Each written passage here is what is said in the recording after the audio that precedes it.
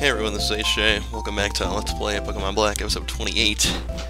Today is winter now, because I'm so great at being consistent. Not really, of course. God, it's been, what, 3 weeks since I've done one of these? Jeez, HeeroJay, you gotta get your shit together, man. And you know, HeeroJay, I'm trying. It's just life kind of gets in your way, and you have to make do without recording gameplay commentary, because you're too tired at the end of the day from your crappy desk job. So, today we're back on Route 7. And our plan for today is to finish Route 7 and not do Celestial Tower. And the reasoning behind that is I do not like doing towers. I find them very similar to caves, and both of which are very, very annoying. So we check our levels out here real quick, and we're mostly 31. For Pansear is at 30, and Daisy was going to stay at 30 for a little bit, because she is our HM slave. So... continuing on, we have more random battles, and very little plot, if any. So that's what you have to look forward to today. I do a nice job of speeding up all the battles, so you don't have to sit through them, which is nice of me. You're welcome. Nah, whatever, I don't care. It's for both of us, and I've talked about this before, so. And, as customary with HeeroJay playing Pokemon, things do not go smoothly, and I get my ass kicked a little bit. Because that's where the fun lies, when you get my ass kicked. So, Smug Leaf learns Leaf Blade, that's cool. And I do a little derp here, thinking Tranquil again was a fire Pokemon, and it's not. It's a bird-type Pokemon, still gotta keep that in mind. Still keep forgetting that. Don't know why, Tranquil just sounds like fire to me. I don't know, maybe you can explain it, but I certainly can't. So, the only thing I can maybe say is I'm thinking of Quilava, but that's not even close. It's on the opposite end of the name, so maybe it's just me not paying attention, I don't know. So, find some more items here in the bushes, we find a PP up, and that's just Pokemon Viagra, so make sure to hang on to that for later. We're in a pinch and we need it. But yeah, going back to what I was saying, I don't like doing towers, and I don't like doing caves. I gave you my little take on caves, and my little take on towers is probably going to be pretty similar, but it's different. Certain aspects, it's different.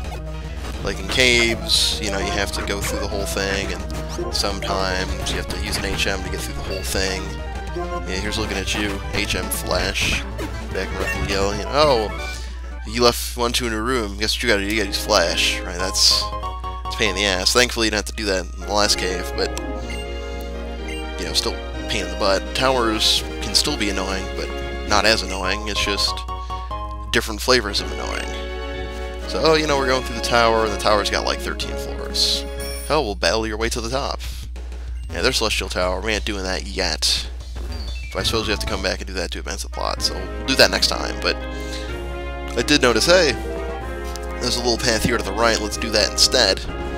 And I was debating on going back to get heals, and luckily for me, I didn't, because for the first time ever in this Let's Play, I find the healed person that's along the path without going back to get healed first.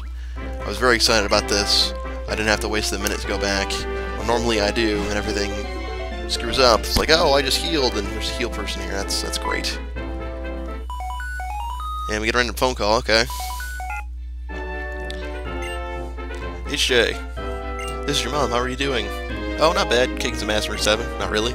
Oh, you're at Route 7, you've gone quite far. Say hi to your Pokemon, you can't get that far. All by yourself, you know? I guess. It's all thanks to your Pokemon, don't forget to take care of them. Am I being too serious? Well, take care. Senior Trainer Mom signing off.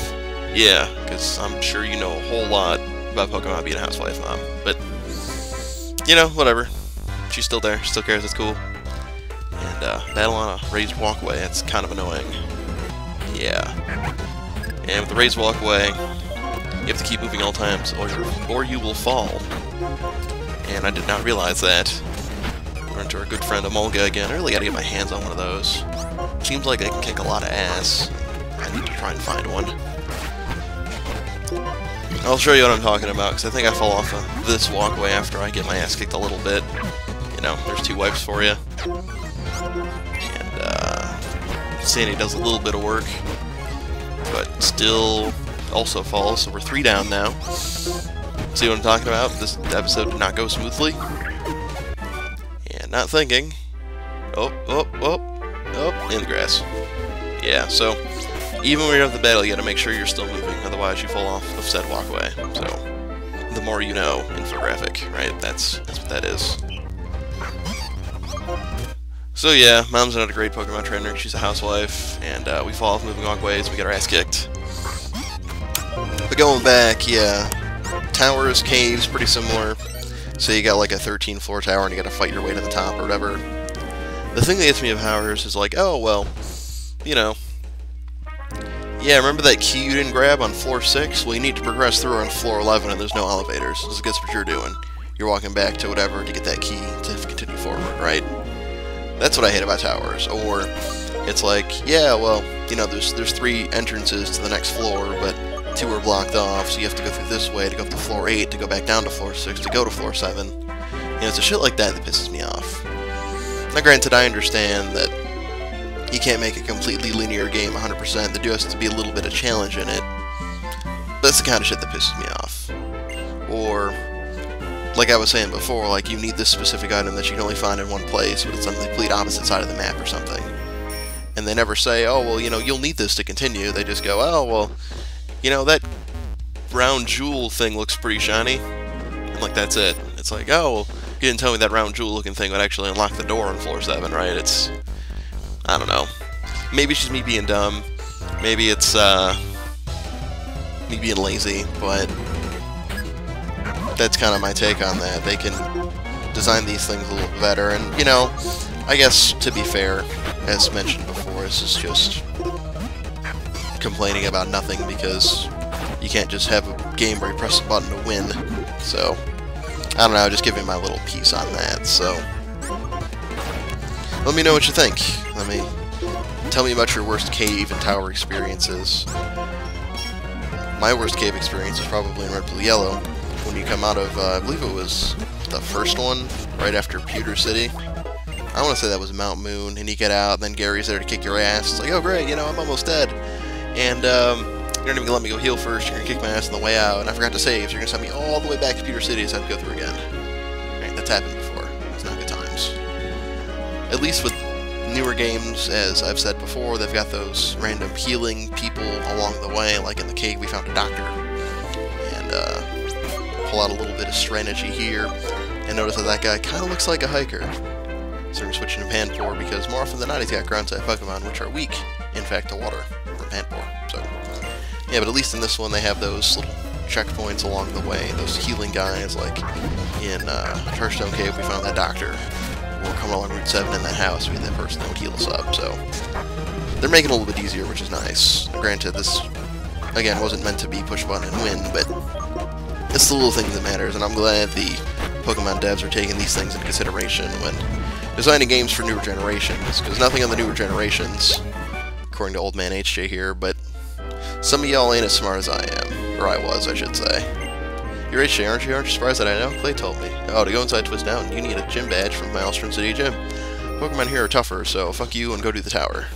Well, thanks. So yeah. They're trying to make the games a little bit easier to appeal to the newer kids' generations and whatever else. And, you know, if people get frustrated playing their games, they don't want to buy their game again, so I can understand why they would do that. Make it a little bit easier along the way. I'm not calling you guys dumb, but you don't have as much patience as I did when I was a kid, it seems. So, if not, prove me wrong. Hey, leave comments below. So, next time, I guess we'll go do Celestial Tower and all the fun that lies within. So, I want to thank you guys for watching, and we will see you next time.